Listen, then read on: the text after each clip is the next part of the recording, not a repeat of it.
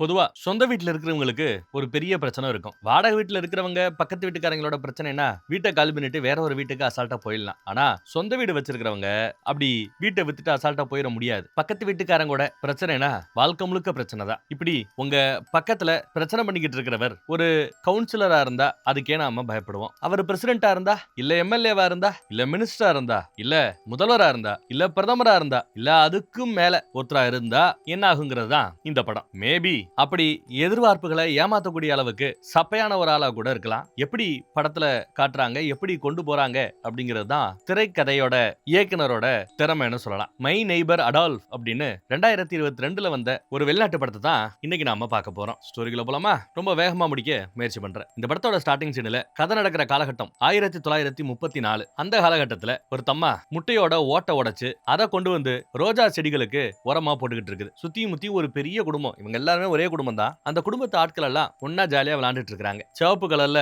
ரோஜா பூ, ரோஸ் கலர்ல ரோஜா பூ, வெள்ளை கலர்ல, அவ்வளவு ஏன் கருப்பு கலர்ல கூட ரோசா பூ இருக்குது. போட்டோ எடுப்பது எப்படின்னு அங்க ஒரு ஜோடி கவனிச்சிட்டு இருக்குது. அப்புறம் எல்லா பேரும் ஒன்னா நிக்கிறாங்க. குரூப் போட்டோ எடுக்கிறதுக்காக 10 செகண்ட் செட் பண்ணிட்டு ஓடியாந்து நிக்கிறாங்க. எவ்வளவு நேரம் வெயிட் பண்ணிட்டு இருக்காங்க, இன்னும் போட்டோ விழுந்தாப்ல தெரியல. டைமிங் கரெக்டா வச்சோமா அப்படின்னு அவருக்கு டவுட். அப்படி வாட்ச பாப்பார் பாருங்க, டப்புன்னு போட்டோ எடுத்துறாங்க. இப்படி வாட்ச பார்த்துட்டு இருக்காருல, அவரோட கதையை தான் இனி நாம பார்க்க போறோம். இப்போ 1960 30 வருஷத்துக்கு மேல தாண்டி போயிட்டு இருக்குது. அந்த கிராமத்தை நமக்கு காட்டுறாங்க. அங்க ஒருத்தர் போஸ்ட்மேன் வேலை பார்த்துட்டு இருக்கான். எல்லா பேருக்கும் லெட்டரை டெலிவரி பண்ற வேலையை பார்த்துட்டு இருக்கான். ஊருக்கு ஒதுக்குறமா 2 வீடு சேர்ந்தாப்புல இருக்கும். நடுவுல இந்த வீட்டுக்கும் அந்த வீட்டுக்கு நடுவுல ஒரு வேலி இருக்கும். மரத்தால செய்யப்பட்ட வேலி. அதுல ஒரு வீடு விற்பனைக்குன்னு போர்டு போட்டிருக்குது. முதல் வீடு. 2வது வீட்டுக்கு லெட்டர் கொடுக்கறதுக்கு போறான். பெருசா நம்மால எதுவும் பேச மாட்டாரு, மறிக்க மாட்டாரு போல. அவருக்கு தேவையான காப்பிய அவரே கொட்டையை அரைச்சு ரெடி பண்ணி சாப்பிடுறாரு, செய்யறாரு. அவருக்கு விளையாட்டுனா ரொம்ப பிடிக்கும். பிரச்சனை என்னன்னா, அவ்வளவு ஈஸியா வயசானவர்ல அவ்வளவு ஈஸியா அவரால் உச்சா போக முடியாது. ரொம்ப முயற்சி பண்ணி ரொம்ப நேரத்துக்கு பிறகுதான் உச்சா வரும். இவருமே முட்டையோட ஓட்ட உடைச்சு அதை உரமா எடுத்து ஒரு பெட்டியில போட்டு அந்த பெட்டியை கொண்டு வந்து உரமா செடிகளுக்கு அள்ளி அள்ளி போடுவார் போல. இப்போ இங்க மிச்சம் இருக்கிறது அந்த கருப்பு ரோஜா தான். அதைத்தான் ரொம்ப பாசமா பாக்குறாரு. ரொம்ப கவனமா கவனிக்கிறாரு. அதை தண்ணி இனி எல்லாம் ஊத்துறாரு. சும்மா உட்காந்து அதை வேடிக்கையே பார்த்துட்டு இருப்பாரு. அது கூட அவருக்கு போதுமானது, சந்தோஷத்தை தரும். இவர் தான் இந்த படத்தோட ஸ்டார்டிங் சீன்ல வாட்ச பார்த்தாருல, அவர் குரூப் போட்டோ எடுக்கும்போது அவர் தான் இவர். ஏதோ வெளியில காலிங் பெல் அமுக்குறாங்க. யாருன்னு வந்து கவனிக்கிறாரு. பார்த்தா ஒரு அம்மா, புரோக்கர் அம்மா. பக்கத்து வீடு விற்பனைக்குன்னு கேள்விப்பட்டோம், அது சம்பந்தமா விசாரிக்கணும், ஓனரோட நம்பர் கிடைக்குமா அப்படின்னு விசாரிக்க, அதெல்லாம் தெரியாது அப்படின்னு கதவை சாத்திட்டார். அப்புறம் ஏதோ சத்தம் கேக்குதுன்னு எட்டி பாக்குறாரு. இவருக்கு தேவையான சாப்பாடை இவரே அவரோட இடத்துக்குள்ள விவசாயம் பண்ணிப்பார் போல. என்னன்னு எட்டி பார்த்தா வீட்டை அந்த அம்மா விசாரிச்சுல விலைக்கு வாங்கிடுச்சு போல. யாரோ இன்னொருத்தவருக்காக. யாரா இருக்குன்னு இவர் அப்படியே எட்டி எட்டி பாக்குறாரு. வீட்டுல விளைஞ்ச காய்கறிகள் எல்லாத்தையும் கெட்டு போக கூடாதுன்னு ஊர்கா மாதிரி எவ்வளவு அழகா காய போடுறாருன்னு பாருங்க. எப்ப பார்த்தாலும் வேலை நடந்துகிட்டே இருக்குது. இவருக்கு நிம்மதியே இல்ல. எட்டி பார்த்துக்கிட்டே இருப்பாரு. ராத்திரி ஒரு வண்டி வந்து நிக்குது. தங்க வேண்டிய ஓனர் வந்துட்டார் போல. சரியா இவன் கவனிக்கல. தூங்கலான்னு பார்த்தா எப்ப பார்த்தாலும் பக்கத்து வீட்டுல இருந்து சத்தம் வந்துகிட்டே இருக்க செம காண்டாகிறார் அவர். காலையில முட்டைய போட்டு சாப்பிடலாம்னு கவனிக்கையில இவரோட செடியில 2 அப்படியே சாஞ்சு கிடக்குது. 2 ரோஜா பூ. என்னையான்னு பார்த்தா பக்கத்து வீட்டுக்கும் இந்த வீட்டுக்கும் நடுவுல மரத்தால ஒரு வேலி இருந்ததுல, அந்த வேலியில ஒரு பலகை புடிங்கி கிடக்குது. எது புடிங்கி இருக்கு? அவங்க வளர்க்குற ஒரு நாய் தான் புடிங்கி இருக்கு.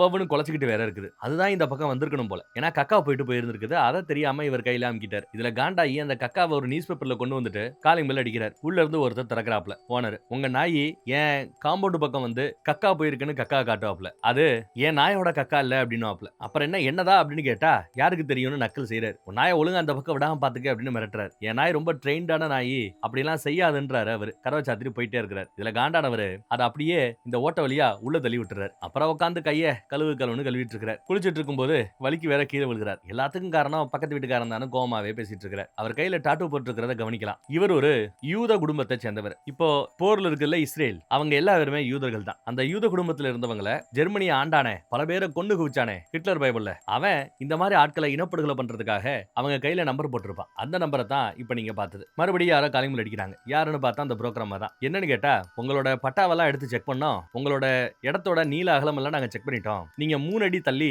எங்க இடத்துக்குள்ள வந்துட்டீங்க. இந்த செடி இருக்குதுல, இந்த செடியை தாண்டி இதுவரை எங்களோட இடம் அப்படின்னு அந்த அம்மா குண்டை தூக்கி போடுது. இவன் அதெல்லாம் கேட்காம அந்த அம்மா வெளியில போமா அப்படின்னு திட்டி வெளியில அனுப்பிச்சு விடுறாரு. அப்போ கோர்ட்ல உங்களை சந்திக்கிறேன்னு அந்த அம்மா போய் கோர்ட்ல கேஸ் போட்டுருச்சு போல. கேஸ் விசாரணைக்கு வர சொல்லி இருக்காங்க. வேண்டாம் வெறுப்பா அவர் விசாரணைக்கு வரார். விசாரணை நடக்குது. விசாரிச்சு பார்த்தவங்க டாக்குமெண்ட் வைஸ் பார்த்தா எல்லாம் கரெக்டா தான் இருக்குது. அவங்களுக்கு தான் இடம் சொந்தங்கிறாங்க. நம்மால செடி எனக்கு சொந்தங்கிறா. செடி தான் பிரச்சனைனா அழகா தோண்டி எடுத்து செடியை உங்க கையில ஒப்படைச்சிடறோம். உங்க இடத்துல நீங்க தாராளமா ஊண்டிக்கீங்கன்னு சொன்னா அப்படி செஞ்சா செடி செத்துருங்கிறாப்ல. அப்ப வேற வழி இல்ல. செடியோட அவங்களுக்கு கொடுக்க வேண்டியதுதான். ஒண்ணும் பண்ண முடியாதுன்னு செடியோட அவங்க இடத்த அவங்க கிட்டே ஒப்படைக்கிறதா சொல்லிட்டாங்க. இவருக்கு அதுல ரொம்ப வருத்தம். இப்ப புதுசா பழைய வேலி எடுத்துட்டு புது புது வேலி போடுறாங்க. அந்த வேலி இப்ப புதுசா போடப்பட்டு விட்டாச்சு. சோ அந்த கருப்பு ரோஜா செடி இனி அவர் பக்கம் இருக்கும். வேக வேகமா ஏதோ எழுதுறாரு. எழுதி கொண்டு வந்து ஓனரோட கதவுல அந்த லைட்டா கண்ணை மட்டும் பார்த்து பேசுறாப்ல ஒரு ஆப்ஷன் இருக்கும்ல, அதுக்குள்ள பேப்பரை போடுறாரு. அப்புறம் வெளியில பார்த்தா அவரோட வண்டி நிக்குது. ஓனர் வண்டி மேல உச்சா போலாமே அப்படின்னு அவன் மேல இருக்கிற கோவத்தை வண்டி மேல காட்ட முயற்சி பண்றாரு. ஆனா அந்நேரத்துன்னு பார்த்து அவருக்கு தான் உச்சா போறதுல பிரச்சனை இருக்குதே, உச்சா வர மாட்டேங்குது. அடச்சை அப்படின்னு திரும்ப வந்துடுறாரு. அப்புறம் பார்த்தா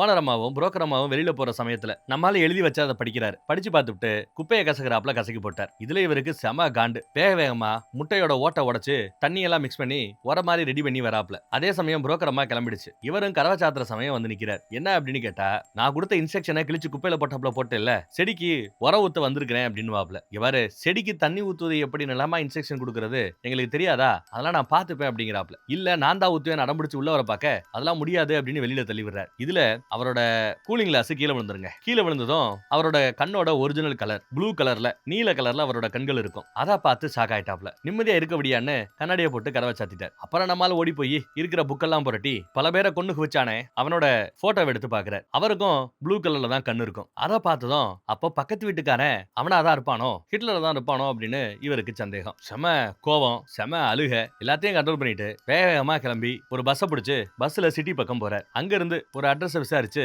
தூதரகம் வரைக்கும் வந்துட்டார். அங்க ஒரு லேடியை கண்டுபிடிச்சு முக்கியமான மேட்டர் பேசணும், உயரதிகாரியை பார்க்கணும்னு சொல்லும்போது நான் தான் உயரதிகாரி என்கிட்ட சொல்லுங்க அப்படின்னு உட்கார வைக்கிறாங்க. நம்மால நாயி கக்கா போச்சுல்ல, அப்ப இருந்து கடைசியா கண்ணாடி கீழே விழுந்து கண்ணு ப்ளூ கலர் இருந்துச்சுங்கிற வரைக்கும் பார்த்துட்டு என் பக்கத்து வீட்டுக்காரன் அவனே தான் அப்படின்னு அடிச்சு பேசுறாரு. ஆனா இந்த அம்மா நம்பல. அந்த ஆளு செத்து போயிட்டாரு, தற்கொலை பண்ணிக்கிட்டாரு, ப்ரூஃப் இருக்குது, நீங்க என்ன இப்படி பேசுறீங்க அப்படின்னு சொல்லும்போது நான் தான் சாட்சி சொல்றேனே அப்படின்னு சொன்னாலும் கேட்க மாட்டேங்குது அந்த அம்மா. சரி ஓகே, அந்த ஆளோட போட்டோ இருக்குதா, போட்டோ இருந்தா எடுத்துட்டு வாங்க, நீங்க சொல்றத நம்புறா, இப்படி எவனோ ஒருத்தன் வந்து சொல்றதெல்லாம் நம்ப முடியாதுன்ட்டாங்க. இவருக்கு அதுல மன வருத்தம் தான். இருந்தாலும் வேற வழியில என்ன, போற வழியில அந்த ஆளு சம்பந்தப்பட்ட நிறைய புத்தகங்கள் விதவிதமா எடுத்து அடிக்கிட்டார். ஏதோ ஒரு புக்கை மட்டும் மிஸ் பண்ணிட்டார் போல. அதை பார்த்துட்டு அந்த புக்கையும் சேர்த்து கொடுத்து எடுத்துட்டு போங்கன்னு கொடுத்து அனுப்பிச்சுடுறாரு கடைக்காரர். எல்லாத்தையும் கொண்டு வந்தாச்சு. அந்த ஆளுக்கு லட்சம் பேருக்கு மேல கொலை பண்ண அந்த ஆளுக்கு ப்ளூ கலர்ல கண்ணு இருக்கும். பக்கத்து வீட்டுக்காரருக்கும் ப்ளூ கலர்ல கண்ணு இருக்கு. உயரம் கிட்டத்தட்ட 175 சென்டிமீட்டர். அந்த உயரம் தான் இவர் இருக்கிறார். அதுவும் கரெக்ட். நிறைய கோவக்காரரா அந்த ஆளு. சோ கோவமும் இந்த பக்கத்து வீட்டுக்காரங்கிட்ட இருக்குது. எல்லாம் கரெக்ட்னு நோட் பண்ணிட்டு இருக்கிறார். சரக்கு அடிக்க மாட்டாப்ல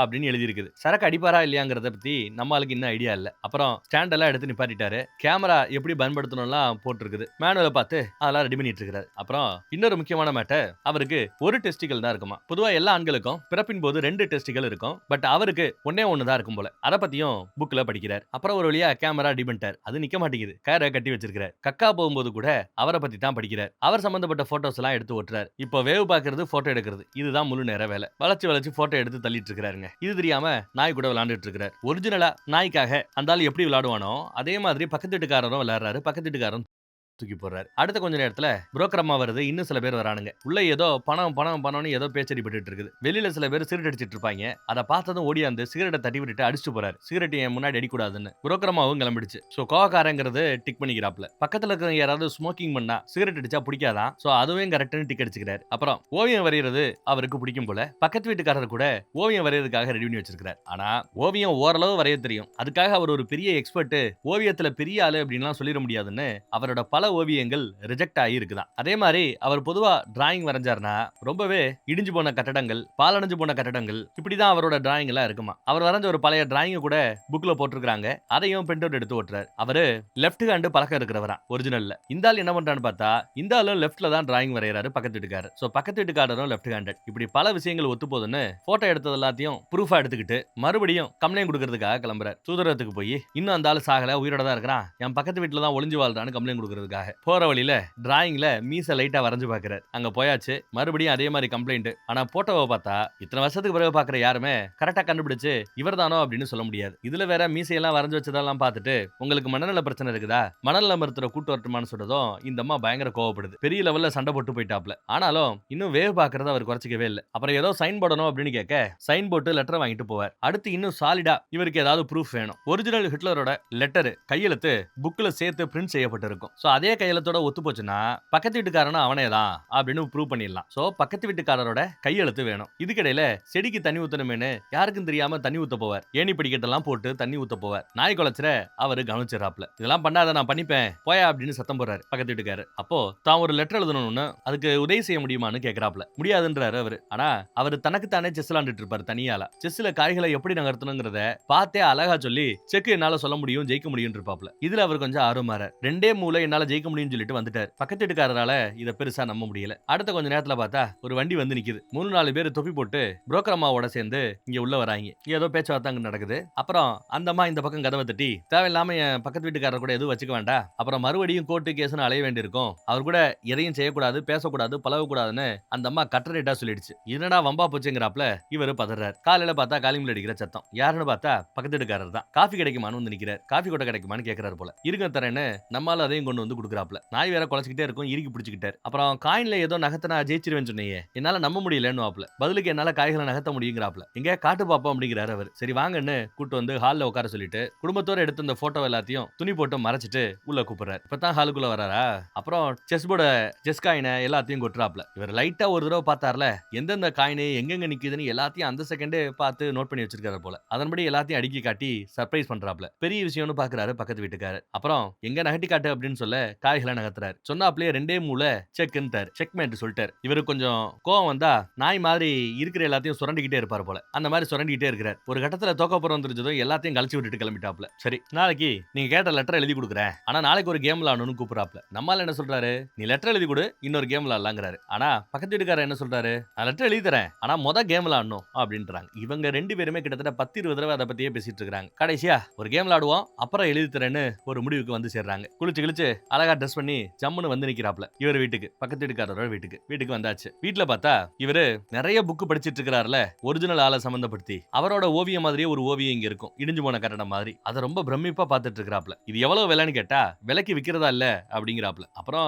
செஸ் எடுத்து 2 பேரும் விளையாண்டுட்டு இருக்காங்க. புது கேம். டீ தொட்டுக்க பிஸ்கட் எல்லாம் கொடுக்கப்படுது. பாத்ரூம் போகணும்னு சொன்னதும் இவர் கை காட்ட சரின்னு நம்ம ஆளு பாத்ரூம் போறதுக்காக வரார். அவர் கை காட்டினது கீழே ரைட் சைடுல, ஆனா நம்ம ஆளு மேல ஏறி போறார். எல்லா பக்கமும் தேடி பாக்குறார். பெட்ரூமுக்கு வந்துட்டார். அங்க நிறைய டிராயர்ஸ் இருக்கும், பெட்டிகள் இருக்கும். அதுல ஒரே ஒரு பெட்டிக்கு மட்டும் லாக் இருக்கும், மீதி எல்லாம் ஓபன் பண்றாப்ல இருக்கும். சோ அந்த பெட்டிக்குள்ள ஏதோ ரகசியம் இருக்கும் அப்படிங்கறத புரிஞ்சுக்கிறார். அதுக்குள்ள ஏதோ மேல சத்தம் கேக்குதுன்னு நம்ம ஆளு வெளியில மேல வர பார்த்தா இவரு கரெக்டா வெளியில வந்து ஜிப்ப போடுவாப்ல. பாத்ரூம் யூஸ் பண்ணிட்டு வந்ததா சொல்றாரு. யோ கீழ் பாத்ரூம் தான் சொன்னேன், நீ என்னையா மேல இருந்து வர, சரி வாயா அப்படின்னு கூப்பிடுறாப்ல. மறுபடியும் கேம் விளையாடுறாங்க. ஆனா கேம்ல கடைசியில வாண்டடாவே தோக்குறாரு. லெட்டர் எழுதி கொடுங்கறாப்ல. நீ வாண்டடா தோத்தியான்னு கேட்டா சேச்சா அப்படி எல்லாம் இல்லங்கறாப்ல. சரி லெட்டர் எழுத போறதுக்காக இவர் இந்த பக்கம் வரார். சொல்லு யாருக்கு எழுதணும்னு டைப்ரைட்டர் எடுத்து உட்கார்றாரு. டைப்ரைட்டர்லாம் வேண்டாம், கையில எழுதி கொடுங்கன்னு சொல்லும்போது டைப்ரைட்டர் இருக்குல்ல, அப்புறம் எதுக்கு கையில எழுதிக்கிட்டு சொல்லு அப்படின்னு டைப் பண்ண ஆரம்பிச்சிட்டாப்ல. சோ கையெழுத்து கிடைக்கல. வேலைக்கு முன்னாடி தோத்த, அதனால மறுபடியும் மேட்ச் வேணும்னு கேட்டுக்கிறார். கை கொடுக்கறாப்ல. நம்மாலும் பதில் கை குளிப்பு இருப்பார் போல, நமக்கு அதெல்லாம் காட்டல. ஆனா வீட்டுக்கு வந்து அந்த கையை எவ்வளவு நேரம் சோப்பு போட்டு கழுவுறாருன்னு பாருங்க. அப்புறம் சத்தம் இல்லாம இந்த நாய் வந்து அந்த பலகையை ஓபன் பண்ணிட்டு உள்ள வரார். செடிகளுக்கு முத்தம் கொடுத்துட்டு ஜன்னலை திறந்து உள்ள வரார். மாஸ்க் மாதிரி ஏதோ போட்டுருக்காரு. உள்ள வந்து ஓபன் பண்ணிட்டாப்ல. பிஸ்கட் தின்னுட்டு அங்க இருந்து இந்த ஓவியத்தை ஆட்டைய போட முயற்சி பண்றார். அதுக்குள்ள நாய் இந்த பக்கத்துல வந்துருதுங்க. நாய் கிட்ட இருந்து எஸ்கேப் ஆகி ஜன்னல் வழியா ஓடலான்னு பார்த்தா அந்த ஃப்ரேமை பிடிச்சி இழுத்துக்கிட்டே இருக்குது. ஓவியத்தை இவரால திருட முடியல, புடிங்கிருச்சு. அதுக்குள்ள நாய் குலைக்கிற சத்தத்தை கேட்டுட்டு பக்கத்து வீட்டுக்காரர் வந்து நாயை சத்தம் போட்டுட்டு இருக்காரு. உன்னால நிம்மதியா தூங்கவே முடியல வைக்கலன்ட்டு. நாயை கொண்டு வந்து வெளியில தள்ளிட்டு ஒரு நாள் ஃபுல்லா வெளியில கிடந்தாதான் உனக்கு புத்தி வரும்னு டாப்ல. அதே சமயம் நம்மால வெளியில ஒளிஞ்சிட்டு இருந்தவர் தன்னோட இடத்துக்கு போறதுக்கு முயற்சி பண்ணுவார். அதுக்குள்ள நாய் கண்ணா பின்னான்னு குலைக்குது. ஒரு கட்டத்துல எகிரி உள்ள வந்து இவர் மேல சவ்வா கடிக்கிறாப்ல, கழுத்துல கடிக்கிறாப்ல. ஒரு பாயும் பாருங்க. பக்கத்துல கிடந்த ஏதோ ஒண்ணு வச்சு ஓங்கி ஒரு அடி. சம்பவ இடத்துலயே நாய் செத்து போச்சு. அடுத்து ஜோரா வேற மழை பெய்ய ஆரம்பிச்சிருச்சு. இவருக்கு என்ன பண்ணணும்னு ஒண்ணும் பிடிபடல. ஓரமா போய் ஒளிஞ்சிட்டு இருக்கிறார், நின்னுட்டு இருக்கிறார். அப்புறம் சரி ஓகே, ரோட்ல அடிபட்டதாப்ல ஏதாவது பண்ணிடலாம்னு முடிவு பண்ணி ரோட்டு பக்கம் கொண்டு வந்து இழுத்து போட்டார். ஏதா அந்த நாயை. 1-2 வண்டி அந்த பக்கம் இந்த பக்கம் போயிட்டு தான் இருக்குதுங்க. திடீர்னு ராத்திரியில யோ அப்படின்னு சத்தம். என்னன்னு நம்ம ஆளு பாக்குறதுக்காக வெளியில ஓடியாந்து பார்த்தா பக்கத்து வீட்டுக்காரர் தான் நாய் ஏதோ வெளியில வந்திருக்கு, ரோட்ல போன வண்டியில அடிபட்டுருச்சு நினைச்சுக்கிட்டு கதறி அழுதுகிட்டு இருக்கிறார். காப்பாத்தணும், உள்ள கொண்டு போகணும்லாம் சொல்லிட்டு இருக்கிறார். ஆனா நாடி துரிப்பை செக் பண்ணி பார்த்துட்டு நாய் செத்து போச்சுங்கிறாப்ல. அவரு ஒத்துக்கல. மறுபடியும் செக் பண்ணி பார்த்துட்டு மறுபடியும் செத்து போச்சுங்கிறார். நாயை கட்டி பிடிச்சு பக்கத்து வீட்டுக்காரர் அழுதுட்டு இருக்கிறார் பாவம். அப்புறம் குழி தோண்டி நாயை புதைச்சாச்சு. செய்ய வேண்டிய இறுதி அஞ்சலி எல்லாத்தையும் செலுத்தியும் ஆச்சு. நாய் இல்லாம அந்த பக்கம் அவரால் தூங்க முடியல. இந்த பக்கம் நம்மளாலையும் தூங்க முடியல. அடுத்த நாள் முதல் வேலையா காலிமல் அடிக்கிறது அவர் தான். கேம் விளாடுவோமா அப்படின்னு வீட்டுக்கு வரார். கேம் விளாட ஆரம்பிக்கிறாங்க. அந்த நாயை பத்தி எல்லாம் எப்படியெல்லாம் வளர்த்தோன்னு ஆசையா வளர்த்தோன்னு பேசிட்டு இருக்கிறாப்ல. அப்புறம் அங்க இருக்கிற கபோர்டுல ஒரு போட்டோ முன்னாப்புல கிடக்கிற துணியை கவனிக்கிறாரு. அதுக்கு கீழே இருக்கிற சரக்கு கவனிக்கிறாரு. சரக்கு அடிப்போமான்னு கேட்கிறாரு. சரக்கா நீங்க அடிக்க மாட்டீங்களேன்னு சொல்லும்போது உனக்கு எப்படி தெரியும்னு கேட்கிறாப்ல. இல்ல நீங்க சரக்கு சரக்கு அடிக்கிற டைப் மாதிரி தெரியலையேன்னு மறுபடியும் சமாளிக்கிறார். கொண்டாயா அப்படின்னு சொன்னதும் மறுபடியும் சரக்கு எடுத்து ஊத்தியாச்சுங்க. ஊத்துனதை எடுத்து குடிக்கிறார். மோந்து பார்த்துட்டு குடிக்கிறார். புது ஆட்கள் குடிச்சா எப்படி இருமல் வரும், பொறை வரும், கிட்டத்தட்ட அந்த மாதிரி எல்லாம் நடக்குது. என்னாச்சுன்னு கேட்க 30 வருஷத்துக்கு முன்னாடி சாப்பிட்டது, அதுக்கு பிறகு இப்பதான் சாப்பிடுறேன் அப்படிங்கிறாப்ல. நிறைய சரக்கு அடிச்சிட்டாரு போல, குஷியா இருக்கிறாரு அடிச்சிட்டு. தன்னை பத்தி விசாரிச்சுட்டு உன்னை பத்தி சொல்லுன்னு கேட்கிறாரு பக்கத்து வீட்டுக்காரர். என்ன பத்தி சொல்றதுக்கு ஒண்ணும் இல்ல, யாரும் இல்லாத தனிக்கட்ட அப்படின்னு புலம்பிட்டு இருக்கிறார். உனக்கனையா இப்பயுமே ஹேண்ட்ஸமா இருக்கிற, அந்த காலகட்டத்தில் அப்ப நீ எவ்வளவு ஹேண்ட்ஸமா இருப்ப அப்படின்னு பக்கத்து வீட்டுக்காரர் சொல்லியிருப்பாரு போல. கண்ணாடியே பார்த்துட்டு இருக்கிறார் பாருங்க நம்மால. அப்புறம் வீட்டுல யாரும் இல்லாத சமயம் வண்டி போன பிறகு சைடு பலகை ஓபன் பண்ணிட்டு உள்ள வரார். அந்த ரகசிய பொட்டி ஒன்னு இருந்ததுல பொட்டியில ஒரு பெரிய பூட்டு போடப்பட்டிருக்குது. பூட்டியை அறுக்க முயற்சி பண்றதுக்குள்ள வெளியில போன ஆளு திரும்ப வந்துட்டார். அந்த புரோக்கர் அம்மாவை கூட்டு வந்திருக்கார் போல. புரோக்கர் அம்மா புதுசா ஒரு நாயை கொண்டு வந்திருக்குது. அவரு வேண்டா வெறுப்பா கொஞ்சிட்டு இருக்கிறாரு. அதை பெருசா அந்த நாயை பார்த்து ஆர்வம் எல்லாம் இல்ல. இதையெல்லாம் அவசரத்துல அங்க துணி மாத்திர ஒரு கபோர்டுக்குள்ள ஒளிஞ்சுக்கிட்டு நம்மால கவனிச்சிட்டு இருக்கிறார். இதுல வேற அந்த அம்மா நான் ட்ரெஸ் மாத்த போறேன் கீழே வராதீங்கன்னு சொல்லிட்டு ட்ரெஸ் மாத்துது. ஆனா பக்கத்து வீட்டுக்காரர் படிக்கட்டுல நின்னு ஜொல்லு விட்டுட்டு மேல ஏறத கவனிக்கலாம். இதையெல்லாம் நம்ம ஆளு கவனிச்சிட்டு இருந்தவர் சத்தம் இல்லாம வெளியில வந்து தான் வீட்டுக்கு வந்துடுறாரு. மறுபடியும் புரோக்கர் அம்மா அங்க இருந்து போன பிறகு பக்கத்து வீட்டு பக்கம் வராப்ல. நாய் வேகமா ஓடியாரும். இவரை கீழே தள்ளும். என்னையா பண்ணுதுன்னு பார்த்தா ஒரு நாய் கடிக்க வருதுன்னு கத்திட்டு இருக்காரு. இவர் இல்லப்பா உங்க கூட கொஞ்சிட்டு இருக்குதுப்பாங்கிறாப்ல. இவர் எனக்கு அந்த நாயை பிடிக்கவே இல்லைன்னு சொல்லும்போது எனக்கு தான் பிடிக்கல,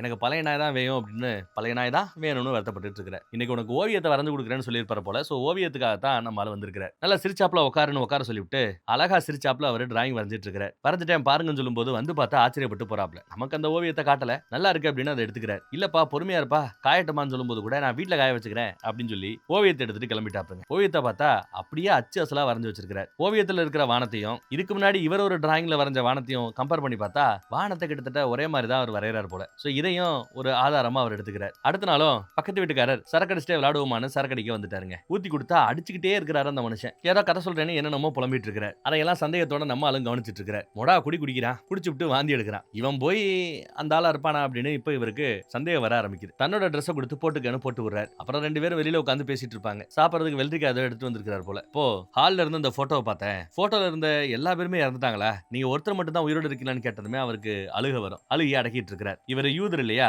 அந்த காலகட்டத்துல ஜெர்மனில வாழ்ந்த எல்லா யூதர்களையும் இனப்படுகொலை பண்ணிக்கிட்டு இருந்தான் அந்த மோசமானவன் ஹிட்லர். அவங்கிட்ட இருந்து தப்பிக்கிறதுக்காக அண்டர் கிரவுண்ட்ல சாக்கடைக்குள்ள எல்லாம் போய் ஒளிஞ்சுப்பாங்களாம். அந்த மாதிரி இவங்க குடும்பம் சாக்கடைக்குள்ள ஒளிஞ்சுக்கிச்சு. கிட்டத்தட்ட 14 நாள் சாக்கடைக்குள்ளேயே கடந்திருக்காங்க பயந்து போய். அப்போ பக்கத்து வீட்டுக்காரர் ஒருத்தர் சாப்பிடுறதுக்கு கிராசரி ஐட்டங்களை கொடுத்திருக்காப்ல, சரக்கு ஐட்டங்களை கொடுத்திருக்காரு, சரக்கு சாமான்களை இவங்க நன்றியோட வாங்கியிருக்காங்க. ஆனா அடுத்த நாள் ஜெர்மனி அதிகாரிகளுக்கு போட்டு கொடுத்துட்டாப்ல, இந்த மாதிரி யூதர்கள் சில பேர் இங்க ஒளிஞ்சிட்டு இருக்காங்கன்னு. வந்த போலீஸ் இவங்க அலாக்கா தூக்கி கொண்டு போய் எல்லா பேரையும் கொண்டு இருக்குது. எப்படியோ ஒருத்தர் மட்டும் எஸ்கேப் ஆயிருக்காரு. அவர் தான் இந்த பெரியவர். அதெல்லாம் நினைச்சு வருத்தப்பட்டு இருக்கிறாப்ல. அப்ப ஏதோ அந்த துக்க செய்தியை கேட்டுட்டு நான் உன்கிட்ட ஒரு மேட்டர் சொல்லணும்னு பக்கத்து வீட்டுக்காரர் சொல்ல வர அதுக்குள்ள ஆரன் சத்தம். என்னடான்னா புரோக்கர் அம்மா வந்துருச்சு போல. உடனே நான் கிளம்புறேன்னு கிளம்பிடுறாப்ல. புரோக்கர் அம்மா டென்ஷனா இருக்குது, நான் ஒளிஞ்சுக்கிறேன்னு நம்ம ஆளு போய் ஒளிஞ்சுப்பார். அந்த அம்மா கதவை தட்டிட்டு திறங்கன்னு சத்தம் போடுது. வேற வழி இல்லாம இவனும் திறக்கிறார். உள்ள வந்து பார்த்தா நம்ம ஆளு ஒளிஞ்சிட்டு இருக்கிற பார்த்துட்டு சின்ன பிள்ளைத்தனமா ஒளிஞ்சிட்டு இருக்கீங்க, நாய் செத்து போச்சு, அந்த நாய் இல்லாம என்னால இருக்க முடியாதுன்னு புலம்பிட்டு இருக்கிறாப்ல. அதுக்கு பதிலா தான் வேற ஒரு நாய் வாங்கி கொடுத்தேன்ல, அடக்கி வாசிக்க மாட்டீங்களா, இந்த ஆள் யாரு என்னன்னே தெரியாது, இவங்க கிட்ட எல்லாத்தையும் சொல்லி தொலைஞ்சிருவீங்களான்னு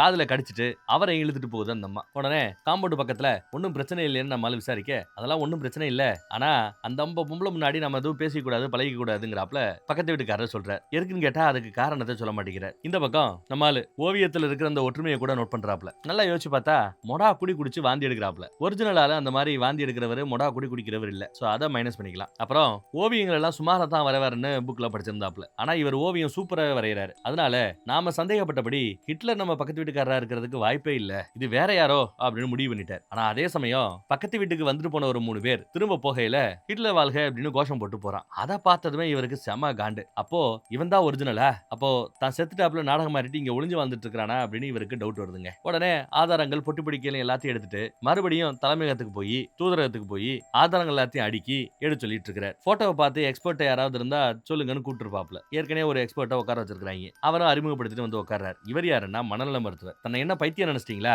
எனக்கு மனநல மருத்துவம் தேவையில்லை, நான் இவ்வளவும் சொல்றேன் என்ன நம்ப மாட்டீங்களா அப்படின்னு அவங்களை திட்டிட்டு சண்டை போட்டுட்டு வெளியில வந்து நிக்கிறார். வெளியில அவரா வரல, இழுத்து கொண்டு வந்து வீசிருக்காங்க என்ன சொல்லலாம். அதே சமயம் அந்த பக்கத்துல பார்த்தா புது நாயி காம்பவுண்ட் வால்ல இருந்த புலகைய பொளந்துகிட்டு உள்ள வந்திருக்குங்க. பெரட்டிக்கிட்டு பக்கத்து வீட்டுக்காரர் வந்திருப்பார். அப்பதான் பளிச்சுது ஏதோ மேல இருந்து ஒரு மூஞ்சில அடிக்கும். என்னன்னு பார்த்தா வச்சிருந்த கேமரால தன்னை வேவு பாக்குறாங்கிறாப்ல அவரு கண்டுபிடிச்சிட்டார்.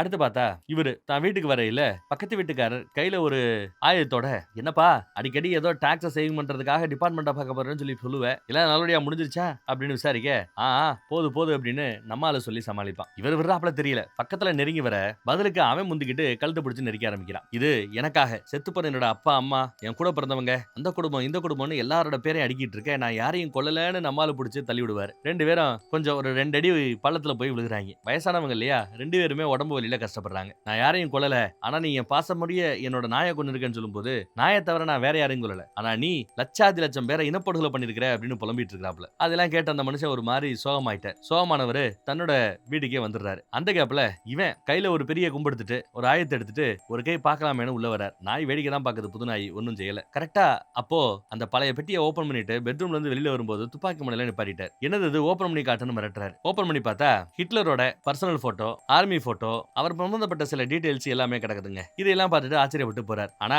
கூடவே இன்னொரு போட்டோ இருக்கும். அதுல ஹிட்லர் மாதிரியே ஒரு 5-6 பேர் சேர்ந்து எடுத்துக்கிட்ட போட்டோ. இது என்னையா கூத்தா இருக்கே அப்படின்னு இவரு யோசிப்பாப்ல. ஆமா, தான் உசுருக்கு ஆபத்து இருக்குன்னு புரிஞ்சுக்கிட்டு தன்ன மாதிரியே நிறைய போலிகளோட அவர் வாழ்ந்துட்டு இருந்தாரா ஒரிஜினல். அப்படி அவருக்கு பதிலா போலியா வந்ததுல தானும் ஒருத்தன்னு அந்த உண்மையை போட்டு உடைக்கிறாரு. அதை கேட்டதும் இவருக்கு ஷாக்கா இருக்குது. புக்ல படிச்சிருக்காருல்ல, ஒரிஜினல் ஹிட்லருக்கு ஒரு டெஸ்டிகல் தான் இருக்கும். உன் பேண்ட கலட்டு நான் செக் பண்ணணுங்கிறாரு. இவரும் தாங்கிக்கிட்டே கலட்டுறாப்ல. பார்த்தா 2 டெஸ்டிகல் இருக்கிறத பார்த்த பிறகு இவன் போலி அப்படிங்கறத புரிஞ்சுக்கிட்டு கதறி கதறி அழுக ஆரம்பிக்கிறார். ஏன்னா இவரு தான் குடும்பத்தையே அழிச்சவன், தான் இனத்தையே அழிச்சவனை பழிவாங்குவதற்கு ஒரு வாய்ப்பு கிடைச்சிருச்சு அப்படின்னு நினைச்சிட்டு இருக்கையில கிடைக்கல, வேற ஒருத்தரை சந்தேகப்பட்டவனு புரிஞ்சுக்கிட்டு ஓன்னு அழுக. அந்த ஆளையே கட்டி பிடிச்சு அழுதுட்டு இருக்கிறார். அப்புறம் தான் குடும்பத்தோட போட்டோவை பார்த்து உங்க எல்லாரையும் ரொம்ப மிஸ் பண்றதா சொல்லி அழுதுட்டு இருக்கிறார். அடுத்த நாள் காலையில தூங்கிட்டு இருக்கையில யாரோ காலிங் பெல் அடிக்கிறாங்க. கதவை திறக்கிறதுக்கு முன்னாடி பாத்ரூம் பக்கம் போலாமேன்னு போறாரு. ஆனா இந்த தடவை ரொம்ப ஈஸியா உச்சா வந்துருது. கஷ்டப்படாம உச்சா வந்துருது. ஏன்னா அவரோட மனசு நிம்மதியா இருக்குது. எந்த ஒரு சலனமும் இல்லாம இருக்குது. அதனாலதான் உச்சாவும் சலனம் இல்லாம வருது. சரி வெளியில போய் யாருன்னு பார்க்கலாமேன்னு பார்த்தா வெளியில வந்திருக்கிறது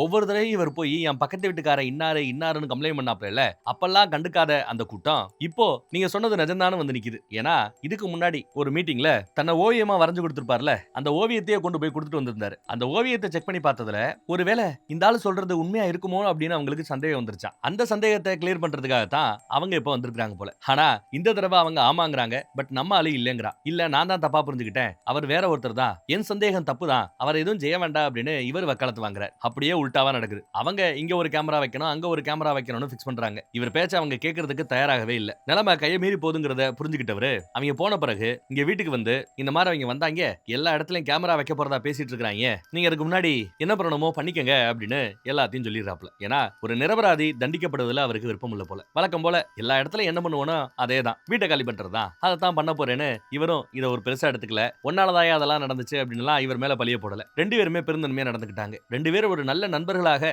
மாறின பிறகு பிரியணுமே அப்படிங்கறத நினைக்கும் போதுதான் கொஞ்சம் கஷ்டமா இருக்குது. அப்புறம் எதிர்பார்த்தாப்லயே கிளம்பி போயிட்டு இருக்காங்க. அப்படி போறகில தான் கைப்பட லெட்டர் கேட்டார்ல, இந்த தடவை தான் கைப்பட லெட்டர் எழுதி அவருக்கு கிஃப்டா கொடுத்துட்டு குட் பை சொல்லிட்டு கிளம்புறாரு. அது மட்டும் இல்ல, அந்த ரோஜா செடி இருக்குல்ல, அந்த செடி வர இருக்கிற நிலத்தை இவருக்கு எழுதி கொடுத்துட்டாராம். மீதி இடத்தை தான் விக்கணும்னு இப்ப சொல்லி இருக்கிறாராம். சோ ரோஜா செடி இவருக்கு திரும்ப வந்துருது. ஏதோ தன்னால முடிஞ்சதுன்னு சொல்லிட்டு போறாப்ல. ரொம்ப பெரிய விஷயம் இல்ல. அப்படி சொல்லிட்டு அந்த அம்மா அங்கிட்டு கிளம்பிடுச்சு. இவங்க 2 பேரு நடுவுல இருக்கிற அந்த மரப்பலகையை பொளந்துகிட்டு இந்த பக்கத்துல வராங்க. வந்தது நம்மால என்ன பண்றான்னு பாருங்க. அங்க இருக்கிற கருப்பு ரோஜாக்களை கட் பண்ணி இதை சும்மா பாத்துக்கிட்டே இருக்கிறதுல பிரயோஜனம் இல்ல, யாராவது பயன்படுத்தணும். இந்தா கொண்டு போய் அந்த புரோக்கர் அம்மாட்ட கொடுத்து ப்ரோபோஸ் பண்ணு, அவளை உனக்கு ரொம்ப பிடிக்கும்னு எனக்கு தெரியும், இன்னும் வயசு இருக்கு தம்பி போப்பா அப்படிங்கிறா. சூப்பர்ல. இப்படி அட்வைஸ் போட்டது அவரும் சந்தோஷமா பூக்கள் எடுத்துட்டு வந்து அந்த அம்மாட்ட கொடுக்க, இது எனக்காக வேணா அந்த அம்மா சந்தோஷமா வாங்கிக்குது. பொதுவா பின்னாடி தான் உட்காருவாரு, பின்னாடி கதவை அந்த அம்மா திறந்து விடும். ஆனா இந்த தடவை கதவை சாத்திட்டு நான் உன் பக்கத்துல உட்கார்றேன்னு சைடு கதவுல போய் உட்காரதுக்கு முன்னாடி சைடுல உட்காரதுக்கு போய் உட்காராரு. சூப்பர்ல. சோ அவங்க 2 பேரையும் நல்லா சேர்த்து வச்ச அந்த பெருமையை இவரை தான் சேரும். அது மட்டும் இல்லாம